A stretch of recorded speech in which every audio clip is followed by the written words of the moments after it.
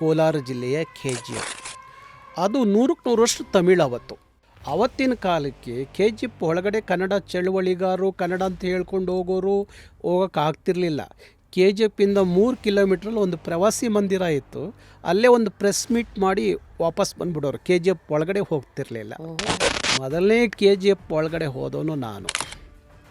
ಒಳಗಡೆ ಹೋಗಿ ಒಂದು ಸಭೆ ಮಾಡಿದಾಗ ಅವತ್ತು ಹೊಡೆದ್ರು ಕಲ್ಲು ಬಾಟ್ಲು ಏನೆಲ್ಲ ಹೊಡೆದ್ರು ಅವರು.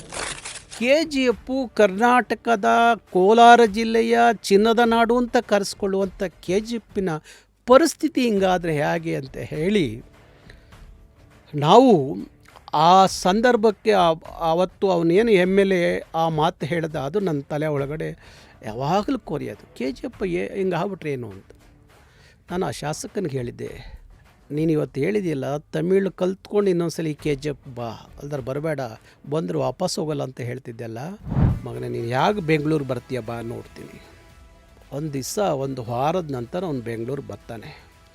ಆಗ ನಮ್ಮ ಹುಡುಗರು ಅವನ ಮೇಲೆ ಅಟ್ಯಾಕ್ ಮಾಡ್ತಾರೆ, ಸರಿಯಾಗಿ ಕೊಡ್ತಾರೆ. ಅಲ್ಲಿಂದ ಶುರುವಾಯಿತು KGF ವಾತಾವರಣ ಬದಲಾವಣೆ.